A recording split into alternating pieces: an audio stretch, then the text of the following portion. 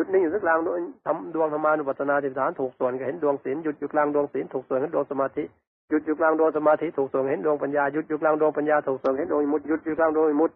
ถูกส่วนเห็นดวงวิมุตติญาณทัศนะหยุดอยู่กลางดวงวิมุตติญาณทัศนะถูกส่วนเข้า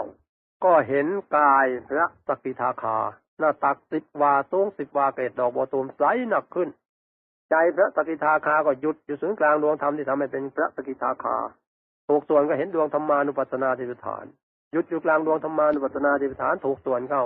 เห็นดวงศีลหยุดอยู่กลางดวงศีลถูกส่วนเห็นดวงสมาธิหยุดอยู่กลางดวงสมาธิถูกส่วนเห็นดวงปัญญาหยุดอยู่กลางดวงปัญญาถูกส่วนเห็นดวงวิมุตติหยุดอยู่กลางดวงวิมุตติถูกส่วนเห็นดวงวิมุตติญาณทัศนะหยุดอยู่กลางดวงวิมุตติญาณทัศนะถูกส่วนเข้าก็เห็นกายพระสกิทาคาละเอียดหน้าตัก15 วาสูง15 วาเกศดอกบัวตูมใสหนักขึ้นใจของพระสกิทาคาละเอียดหยุดอยู่ศูนย์กลางดวงธรรมที่ทำให้กับพระสกิทาคาละเอียดถูกส่วนก็เห็นดวงธรรมานุปัสสนาธิฏฐาน